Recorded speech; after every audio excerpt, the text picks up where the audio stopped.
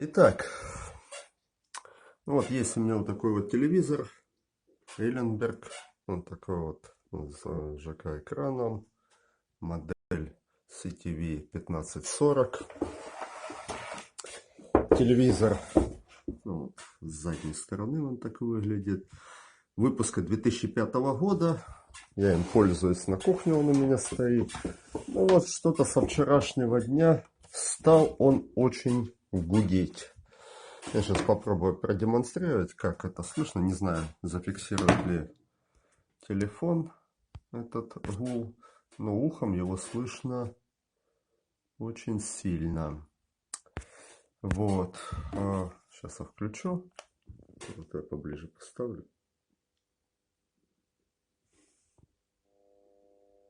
Наверное, слышно даже это. Причем гул идет не из динамика, потому что громкость я выключаю, а гудит он очень сильно. Вот, наверное, слышно, если так поднести. И далее, когда телевизор отключается, то какое-то время гул еще идет. И потом он отключается. У самого телевизора блок питания вынесенный. Он не встроен, вот скажем, как у других бывает. Он у него отдельный. Это 12-вольтовый на 4 ампера блок питания.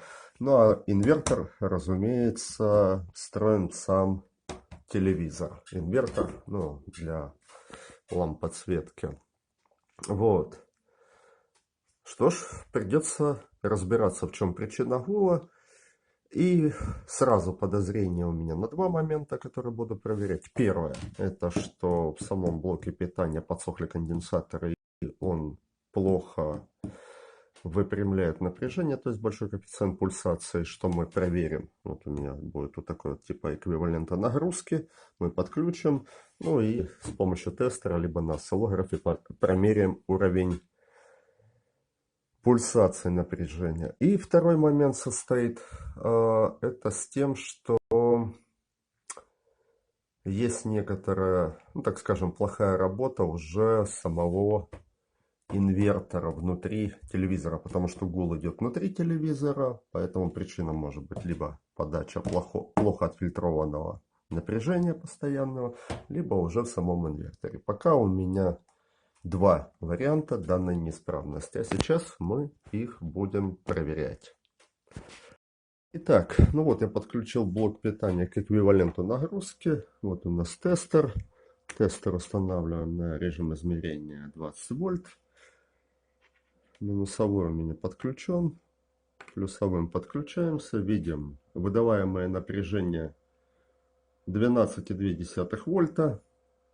Теперь перейдем в режим измерения переменного тока и замерим уровень пульсации. Вот уровень пульсации уменьшим. Вот мы видим, что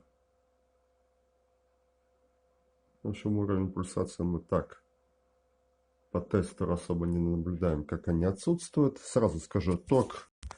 Нагрузка у меня 51 Ом на 12 вольтах. Это примерно где-то 230 миллиампер. Так, и попробуем уровень пульсации замерить с помощью осциллографа. Подключим осциллограф и посмотрим, что он нам покажет. Итак, ну вот мы видим с помощью осциллографа. Сейчас мы так тут включим. Уровень напряжения. Вот 12 вольт показывает осциллограф уровень напряжения. Ну и теперь мы перейдем в режим измерения только переменного. Ну и будем уменьшать разрешение самого осциллографа.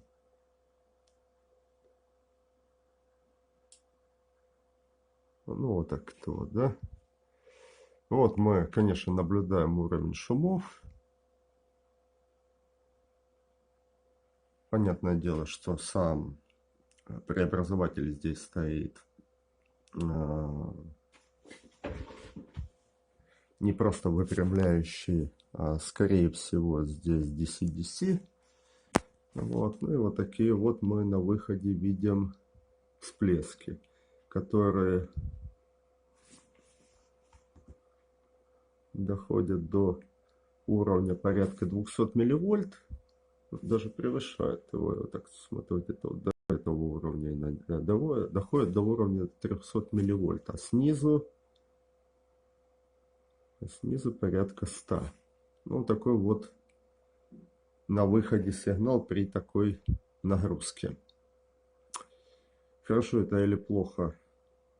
Ну, вряд ли хорошо.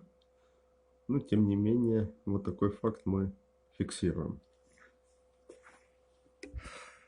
Далее. Итак, далее. Сам блок питания, ну, он для разборки такой винтовой не предназначен. То есть имеет клееный корпус. И для того, чтобы проникнуть внутрь этого блока питания, необходимо будет его колоть. Вот. Но прежде чем делать это, потому как таких прям супер больших нареканий к тому, что он не работает, у меня нет, я все-таки откручу заднюю крышку телевизора и посмотрю, что там творится внутри. Ну а дальше уже приму какое-то решение, что я буду делать. Гул идет отсюда, поэтому большей части решить мы будем на то, что что-то неисправно именно внутри. Итак, в продолжении проверки качества работоспособности самого блока питания для телевизора я решил взять блок питания. Вот такой вот у меня есть с старого моего еще ноутбука, с тошибовского. Я решил посмотреть, что будет на выходе именно этого источника питания. Я подключил его так же, как и телевизионный, к эквиваленту нагрузки. И вот то, что я наблюдаю на экране осциллографа. Никаких всплесков, никакого какого-то там супер значительного уровня помех я не наблюдаю. Ну и уровень самих, так скажем, шумов, ну, примерно соответствует где-то уровню там 56-60 милливольт. Вот. И теперь опять же вернусь к сравнению. Сейчас подключу телевизионный блок питания. Итак, ну вот я подключил теперь блок питания, который для телевизора. Ну и здесь, соответственно, картина значительно хуже. Во-первых, она идет в обе стороны, эта картина. Во-вторых, всплески, если там все бежало по ровной линеечке вот это вот и не превышало, то здесь всплески могут быть разные. В общем, это вряд ли говорит о качественной работе самого блока питания, поэтому он будет подлежать разборке в обязательном порядке. Ну и, соответственно, ну вот, кстати, сейчас было видно очень большой всплеск, и, соответственно, будет подвергнут проверке качества деталей, которые там есть. Скорее всего, просто высохли конденсаторы. Итак, приступаем к разборке блока питания. Итак, как происходит разборка вот таких клеенных корпусов блока питания? В прошлых видео я об этом уже неоднократно говорил. И в видео, где я отдельно ремонтировал эти блоки питания. Ну, повторюсь здесь. Для этого я использую два подручных инструмента. Вот такой вот у меня есть скальпель и молоток. Скальпель я вставляю вот по вот этому периметру, ну, изначально по углам, и сверху подстукиваем молотком по всем 4 углам. Ну и дальше посередине, вот так вот еще. После этого корпус проходит по стыковочной части раскол корпуса, и дальше он разбирается. В обратной же сборке я надфилем удаляю заусенницы, ну и дальше уже суперклеем просто склеиваю корпус. Там буквально выдерживается некоторое время, и все, и корпус будет опять в таком же состоянии. Ну а сейчас я это продемонстрирую. Итак, ну вот я провел уже с помощью скальпеля вот эти вот надломы. Вон видно, что он уже шевелится, корпус, как я и говорил, по вот этим вот частям. Ну и то же самое с обратной стороны, то есть по периметру. Вот так вот. Ну и дальше, соответственно, уже аккуратно руками его можно разобрать. Ну и вот так вот выглядит сам блок питания со снятой верхней крышкой. Вот. Он весь в радиаторах, пластинах, заклеенный. То есть вот это вот подлежит уже аккуратной разборке. То есть на винтах там наверняка крепится либо шим-контроллер, либо еще какие-то детали, которые требуют повышенной теплоотдачи. Вот. А так пока надо будет аккуратно отклеить вот эти вот пластины, ну и получить доступ ко внутренностям. Вот и все, что я хотел рассказать о именно разборке этих корпусов. Ну и один момент добавлю. У меня получается достаточно красиво его расколоть. Иногда наблюдается вот на вот этих вот тонких частях, когда раскалываешь корпус, если там соскочил скальпель или еще не заусенцы. Отламывается часть пластика и появляются заусенцы. Перед последующей склейкой эти кромки надо сделать ровными. Для этого помогает надфиль. Надфилем проходится вот так вот. И дальше он уже склеивается. Ну, в данном случае у меня все получилось достаточно хорошо. Дополнительной подработки практически я и не вижу, чтобы где-то требовалось. То есть обратная сборка больших затруднений вызывать не будет.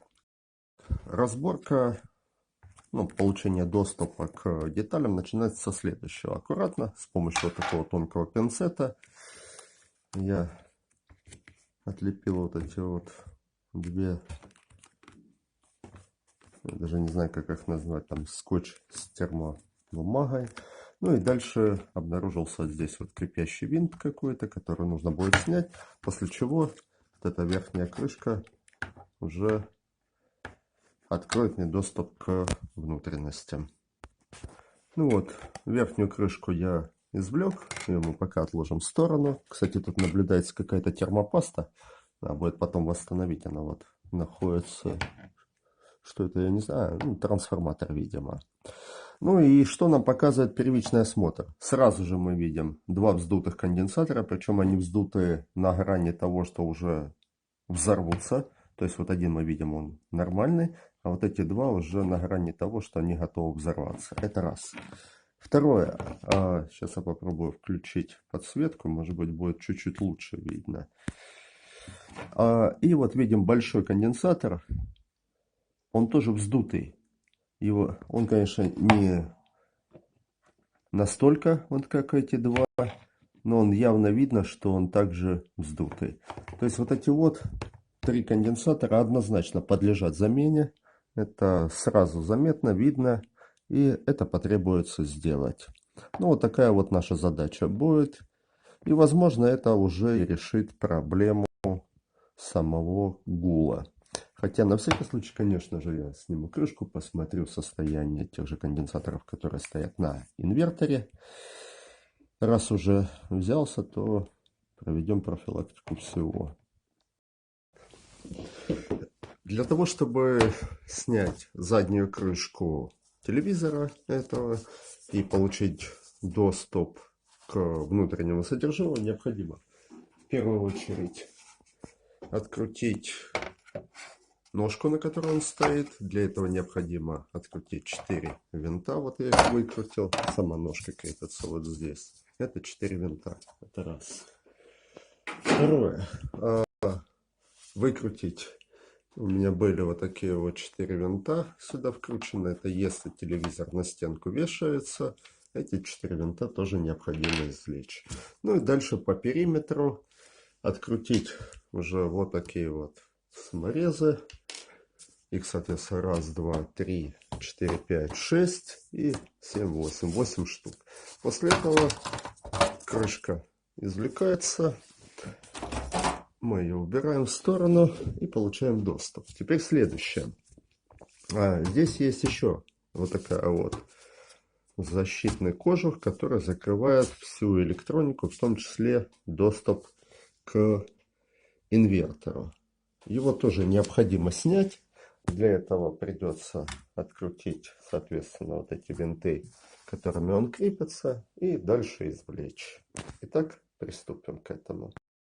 На самом деле, чтобы открутить эту крышку, достаточно открутить только два боковых винта. Вот эти два винта держат только вот эту панель, которую не требуется откручивать. Ну и визуально просмотрим конденсаторы на наличие вздутых. Вот я их просмотрел. Визуально вздутых конденсаторов не вижу. Вот она, плата инвертора. Это плата, которая питает лампы подсветки. А остальной блок питания у нас внешний. Здесь вот есть два электролитических конденсатора, но визуально они в хорошем состоянии. Таким образом, я думаю, что здесь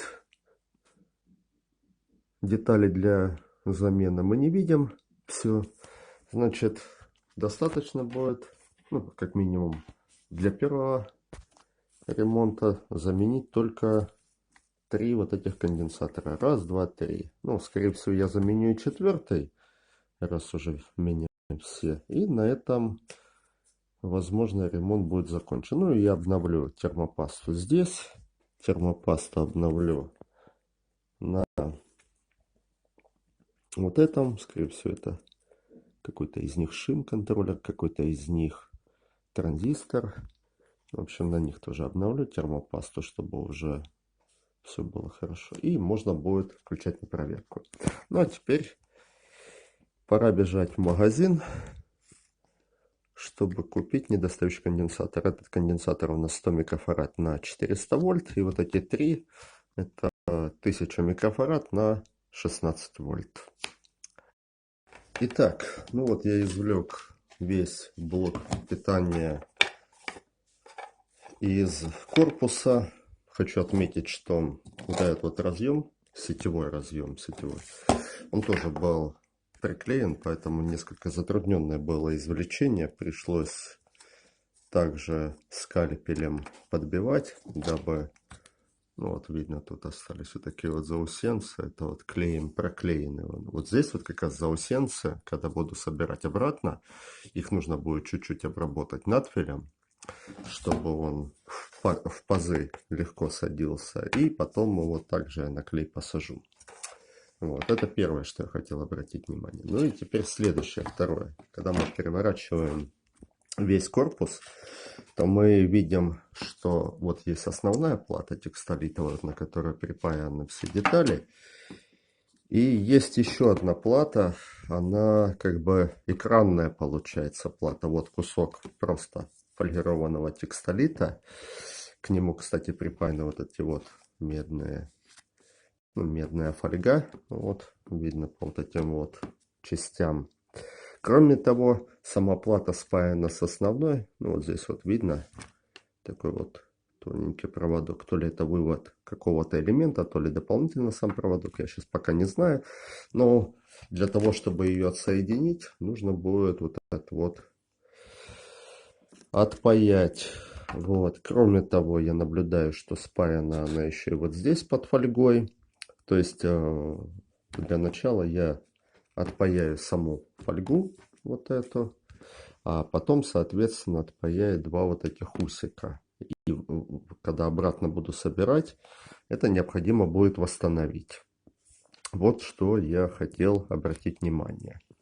Итак, конденсаторы вот я приобрел, которые я буду ставить взамен вот этих трех, ну, вот такие вот Они по размерам подходят, вроде должны установиться без проблем. Вот. Ну и, соответственно, вот такой вот на 100 микрофарад тоже взамен вот этого вздувшегося конденсатора. Он тоже вроде по размерам подходит и должен будет стать без проблем. Вот. Ну а теперь включаем паяльник и переходим к демонтажу. Сначала вот этой платки, ну и, соответственно, потом 4 конденсаторов. Ну, что дополнительно я хотел сказать, что на виду был только один вот такой вот усик, который держит эту плату, но на поверку оказалось, что под самой фольгой находится еще один усик, и под этой фольгой еще. То есть в целом плата держится на 3 усиках, 2 из них со стороны сетевого разъема и один, который виден сразу. Ну вот, отпаяв все 3, вот, ну, с этой стороны пришлось и фольгу отпаять, и с этой, для того, чтобы получить доступ. Вот таким вот образом демонтируем эту плату, которую мы назовем экранной. И вот они, эти усики. Вот раз, два, и вот он, третий. Ну а теперь приступим к демонтажу уже самих конденсаторов. Ну, кстати, я хочу сказать, что эта плата не просто экранная, хотя, возможно, и эту роль выполняет, но она еще является защитной для деталей, которые расположены с обратной стороны печатной платы.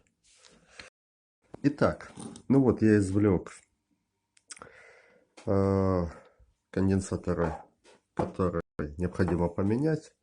Вот такой вот большой 100 микрофарад на 400 вольт, вздутый. 2 конденсатора 1000 микрофарад на 16 вольт, вздутые. Вот. Видно, что вздутые. И третий, ну, как говорится, за компанию. Кстати, вот у этого конденсатора, у третьего, вывод длиннее. Это вот то, что я в прошлой части показывал. Он этим выводом как раз крепится к вот этой вот плате, которая с обратной стороны. То есть его будет использоваться. Итак, ну а так как я их извлек, я хотел показать. Вот у меня есть вот такой вот прибор, тестер, как раз для измерения параметров конденсаторов. Что в этих конденсаторах осталось? Ну вот мы подсоединим. И что мы видим? Видим, что конденсатор дохлый абсолютно. Ну, для чистоты эксперимента возьмем новый, который мы будем ставить. Подсоединяем его. Вот видим, новый показывает 85 микрофарад. Хотя он на 100.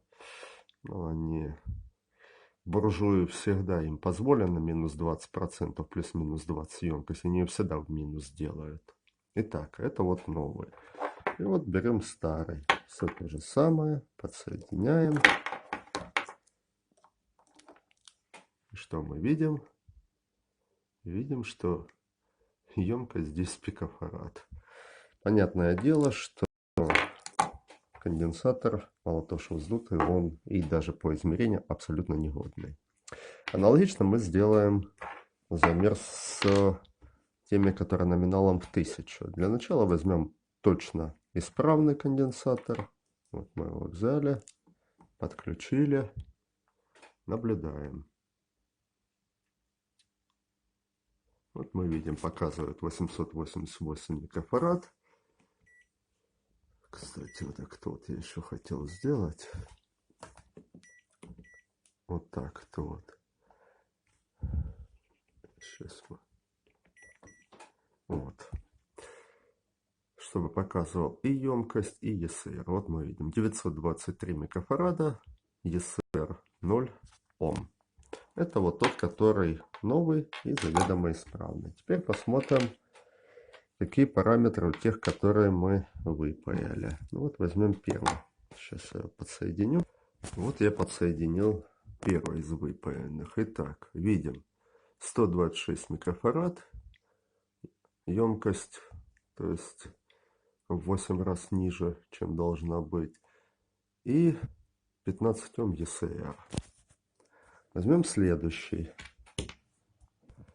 Итак, следующий. Ну, здесь видно, что емкость у него 558, якобы он рабочий. ECR в порядке. Но при этом мы видим, что он вздутый, что не есть хорошо. На замену. Ну и остался у нас третий, который не вздутый был. Вот, сейчас мы к нему тоже подсоединимся, посмотрим, что он покажет. Но он показывает, что он годный. То есть в целом его можно оставить. Исходя из того, что здесь есть 4 посадочных места для конденсатора, я впаяю 3 новых. Ну и, наверное, этот тоже я оставлю, раз он годный. Он будет лучше для фильтрации.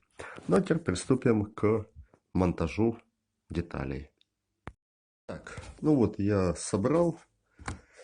Перепаял я все-таки только 3 конденсатора. Не стал я этот паять. Все-таки ток очень большой потребляемый. А даже, который мне прибор показал, у него 0,1 Ом.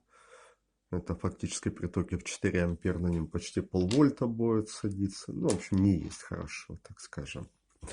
Поэтому впаял только все новые конденсаторы, а старые оставил. Кроме того, термопастой я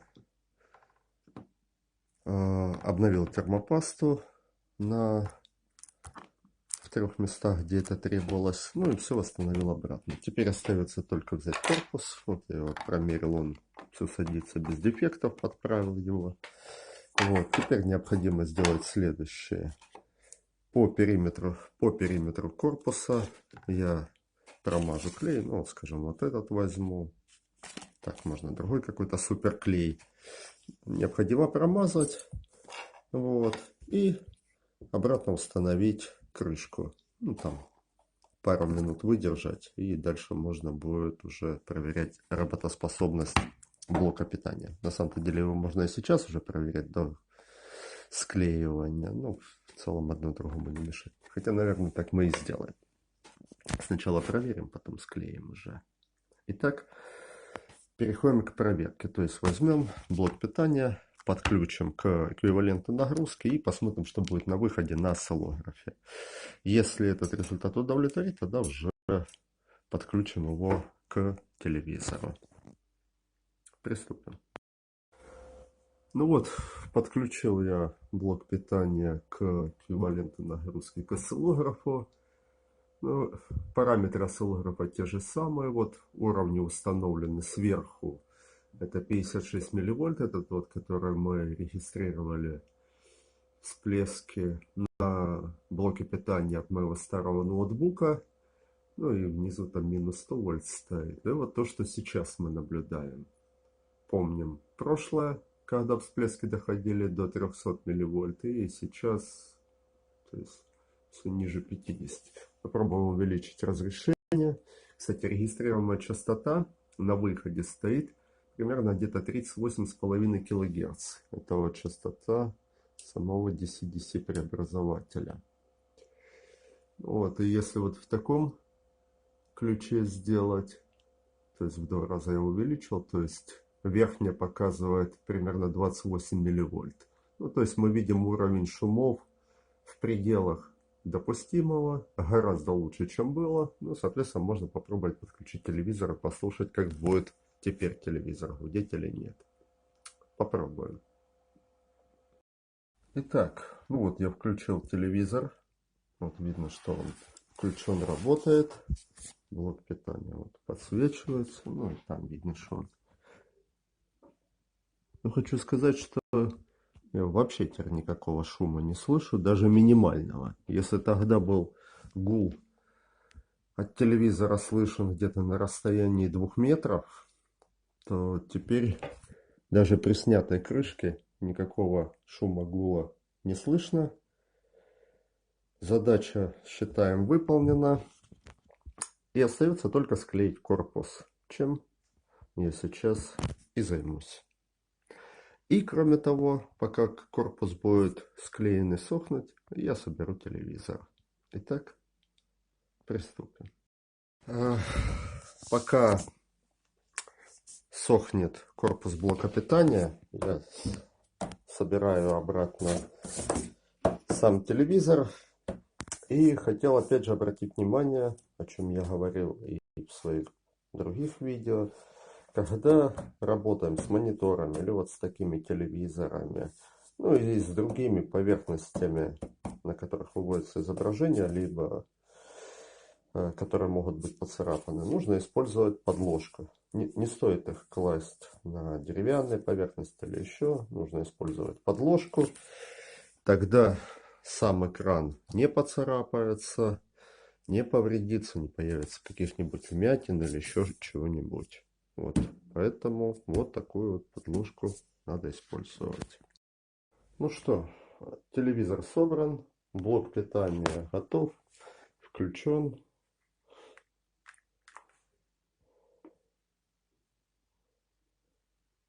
Запускаем телевизор. Изображение показывает. Выключим звук. Гула не слышно. Поставленная задача выполнена. Таким образом,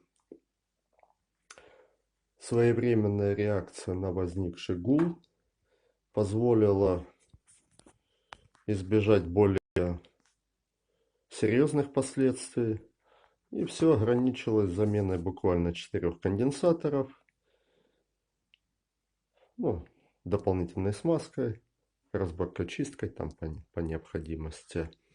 Вот. В общем, это по времени заняло где-то около 4 часов. А по деньгам это обошлось, сейчас даже скажу, в 270 рублей. Вот такой вот ремонт телевизора. А на этом все.